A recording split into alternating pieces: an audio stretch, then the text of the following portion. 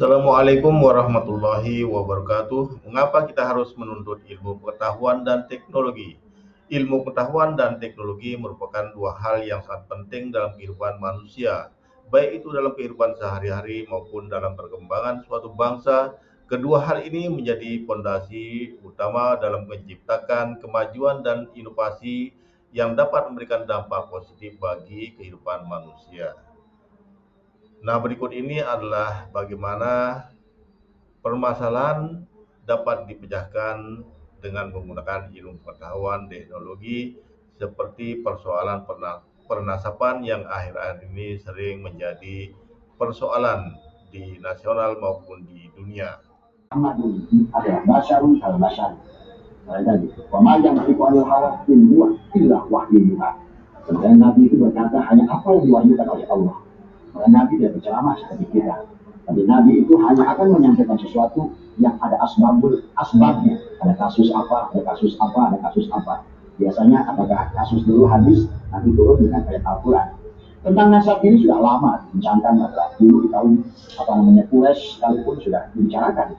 Dan tentang bagaimana orang-orang Yahudi senantiasa berbangga-bangga dengan nasab. Masuk akal juga.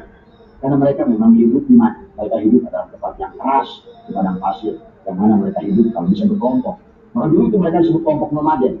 Mereka berkelompok berdinas, kaum Badui sekarang. Maka lihat, sehebat apapun Arab Saudi sekarang sudah berkembang, kaum Badui tetap ingin dibunuh dari semua. Itulah Arab yang asli. Jadi harus dipahami bahwa mereka berkelompok dan hidup mereka adalah berburu. Maka tentu berbangga dengan nasab itu karena mereka, maka dulu itu ada perang dan perangan yang mereka itu. Itu kita harus pahami ya pergerakan dari semua. Maka jangan sampai adalah Arab yang jahil. Kenapa? Dulu Arab disebut jahiliyah karena memang bodoh sebelum Nabi Muhammad mengajarkan nanti ilmu pengetahuan pada kita. Dan seharusnya Nabi Muhammad itu sudah berikan landasan ilmu pengetahuan. Tetapi kita tidak melanjutkannya dengan mematikan segala perkara seolah-olah Nabi hanya akal. Itulah kenapa yang dunia Islam sekarang ketinggalan jauh dengan dunia Barat, karena kita adalah tadi tidak menggunakan akal. Pada Nabi, Bapak harus satu khairun min ibadati sanatin, Bapak harus satu khairun min ibadati sab'ina sanatin, Bapak harus satu khairun min ibadati alfi amin. Nabi senantiasa mengajak kita bertafakur, karena bertafakur berpikir. Maka apa kata Al-Quran, apalah ta'tilun, apalah ya tafakkarun. Nah sekarang itu tentang ilmu nasab ini harusnya membuat kita berpikir untuk apa kasus ini ada. Dan percaya sahabat, kalau Anda iman pada Allah, tidak ada perkara, tidak mungkin lisan Kiai Imaduddin, tidak mungkin tangan Kiai Imaduddin itu bergerak, ya, kecuali adalah dengan izin Allah. La tataharaku zarratu illa bi'idznillah. Maka sesungguhnya harusnya pelajaran kepada kita, terutama kepada ulama-ulama sekelas Miftahul Ahya, sekelas Syukron Makmum, UAS, dari semua. Inilah harusnya kita berpikir, ada apa sih dari semua? Apa tujuannya Allah melahirkan kasus nasab ini? Kalau Anda masih ada percaya, ini semua adalah ulah Kiai Imaduddin, betapa bodohnya Anda tahu ini dari semua. Oleh kata Allah, wallahu khalaqakum wa ma ta'malun. Dan Allah menciptakan kalian dan apa-apa yang kalian lakukan. Maka lihatlah, saya demi hari ini demi Allah. Sudah 2 tahun kasus nasab, saya terus membela Kiai Imaduddin, bahkan saya belum pernah bertemu dengan beliau. Bayangkan coba. Ternyata kembali, bukan Kiai membela Kiai Imaduddin, tetapi ada membela ilmu pengetahuan.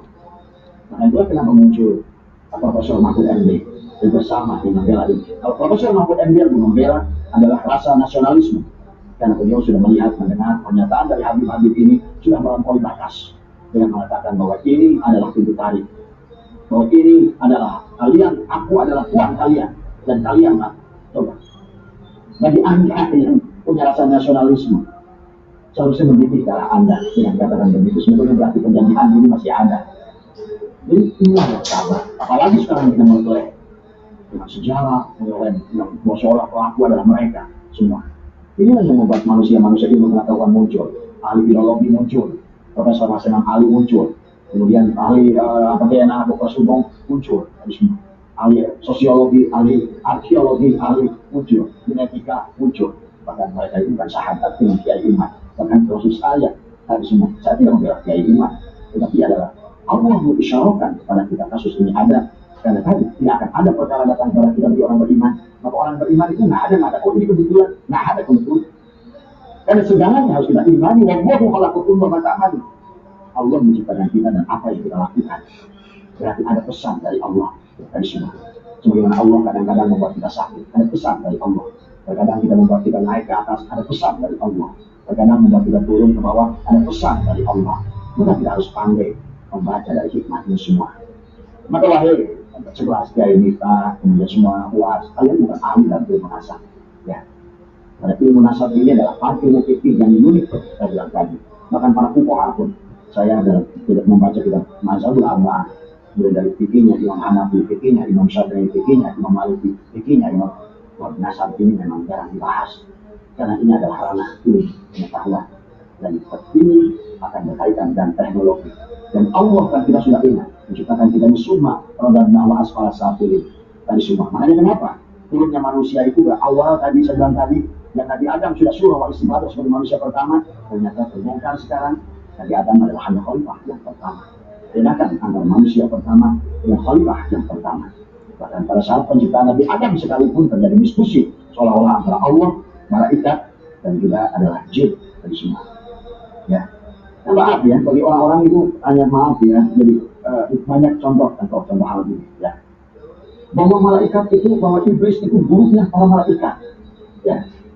Kalau bagi orang yang belum malaikat, pasti tidak paham bahwa iblis itu buruknya para malaikat.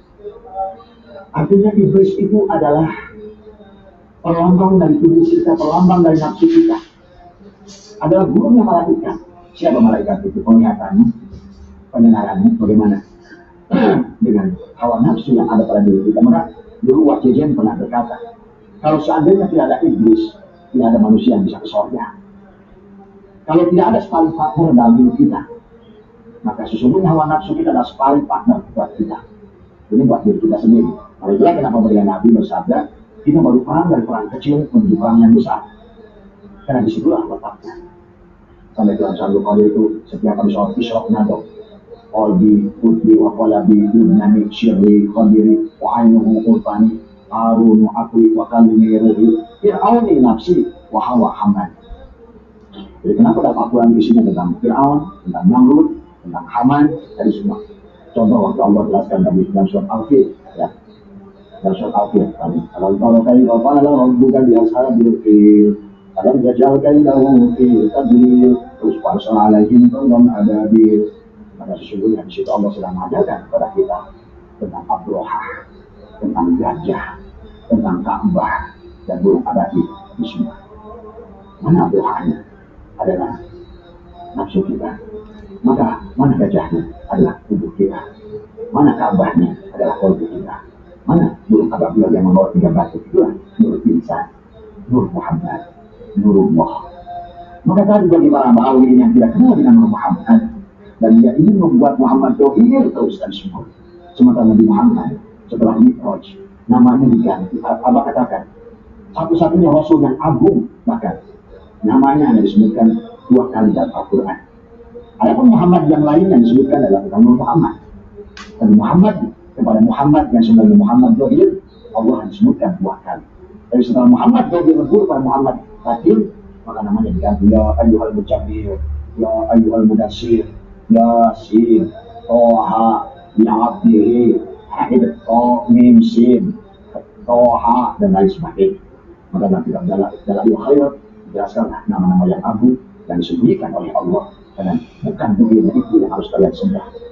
Itulah kenapa bisa Nabi Muhammad diwafatkan Qasim Abdullah, kemudian juga sampai Nabi Ibrahim 2 tahun oleh Allah, karena muncullah nanti ayat firman Allah tentang Muhammadun apa namanya aba min ahadin dari semua ya, wa Muhammad itu bukan bapak dari sekalian anak laki-laki, karena Muhammad itu Rasulullah.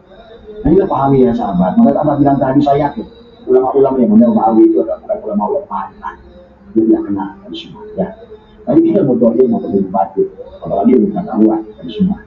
Maka inilah kesempurnaan pada kita adalah jangan berhenti belajar dari semua ya. Karena kasus yang sekarang ini Allah sedang mengajarkan seluruh manusia, baik yang menolak Ba'awi maupun yang membela Ba'awi, harus ditemukan itu dari semua. Dan dasarnya selalu yang Allah inginkan adalah senantiasa adalah kita ini adalah senantiasa berjamaah dari semua. Kenapa Allah menggunakan na'budu nasta'in menggunakan nun?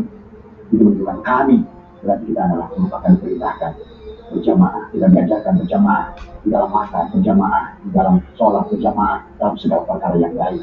Itulah kenapa kita pun untuk urusan hari pun ada apa? Dari Ahad, Isnin, Selasa, Rabu, Khamis dijamaahkan hari Jumat jampu dari semua. Tujuannya jampu hari Jumat supaya bisa sambatan, isbat di hari Sabtu supaya kita bisa kembali pada Ahad dari semua. Ada itulah yang tidak boleh berhenti kita belajar. Kalau kita berhenti belajar adalah dari Ahad, Isnin, Selasa, Rabu, Khamis, tapi kita tidak mampu mencakupan, kita masih paku, ada zahiran wabatinan, maka kita tidak akan paham. Maka saya mengajak pada semua kiai, apalagi kalau kiai sembuh, inilah waktunya kepada kita mengenali diri. Mana arafa nafsahu faqad arafa rabbahu. Ingat, dalam diri kita ini adalah ada kuring, ada kurung, ada karung. Nah, itu yang harus dikenali oleh kita. Kenali kuringnya, bukan kurungnya. Dan kalau seandainya diri kita aja tidak kenal pada diri kita hanya mengenal ini Asep, ini Agus, ini Somad, ini Mamad, gitu. Itu berarti hanya karung yang tidak mengenal pada kuring. Dan semua kurung yang tidak mengenal pada kuring. Nah, inilah yang tidak dikenali oleh kita semua. Ya. Makanya sangat disayangkan kalau kasus ini menjadikan justru adalah kasus hanya membela orang-orang yang mempertahankan status quo, mempertahankan nasibnya, mempertahankan nasab. Maka coba Anda bayangkan oleh Anda. Coba silakan dengarkan ceramah-ceramah mereka semua. Tidak ada isinya sama sekali dari semua. Yang hanya ngajaknya adalah perang, ajaknya adalah perpecahan, ajaknya marah-marah.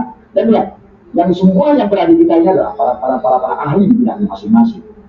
Dan yang bicara ini bukan mahal, gitu kan? Puas bilang komunis pada orang-orang yang berada di situ. Kemudian juga sama, kemudian untuk ayat menganggap kita ada Khawarij, mau kita ada Wahabi dan lain sebagainya. Coba silakan lihat dari ceramah dari kelompok yang berada di kelompok iman. Nah, semuanya penuh dengan adab, semuanya penuh dengan etika, semuanya penuh dengan akhlak, semuanya hanya membantah. Itu pun dengan adab dari semua. Oleh tadi ya, memang ilmu itu adalah utama dari semua. Tapi kembali, ilmu lebih utama daripada nasab, tapi adab lebih utama daripada. Dengan demikian membahas nasab, menuntut ilmu pengetahuan dan teknologi, karena ilmu pengetahuan merupakan pengetahuan yang diperoleh melalui proses telaah dan kajian yang sistematis. Untuk itu dapat mengundang banyak cabang diantaranya seperti ilmu arkeologi, ilmu filologi, ilmu humaniora, dan lain sebagainya. Mempelajari ilmu pengetahuan memberikan manfaat yang sangat besar bagi kehidupan manusia. Salah satu manfaatnya adalah peningkatan kualitas hidup manusia secara umum. Ilmu pengetahuan kemungkinan manusia untuk memahami lebih dalam akan diri manusia itu sendiri, alam semesta, serta hubungan antar manusia dengan alam dan sesama manusia. Kemudian penuntut teknologi. Teknologi adalah penerapan ilmu pengetahuan untuk memecahkan masalah, memenuhi kebutuhan, ataupun mencapai tujuan. Teknologi itu sendiri seperti teknologi informasi, teknologi komunikasi, teknologi riset di bidang genealogi, dan lain sebagainya. Dalam era globalisasi seperti sekarang, teknologi memiliki peran yang sangat penting dalam mempercepat perkembangan suatu bangsa. Demikianlah video kita kali ini. Sampai jumpa.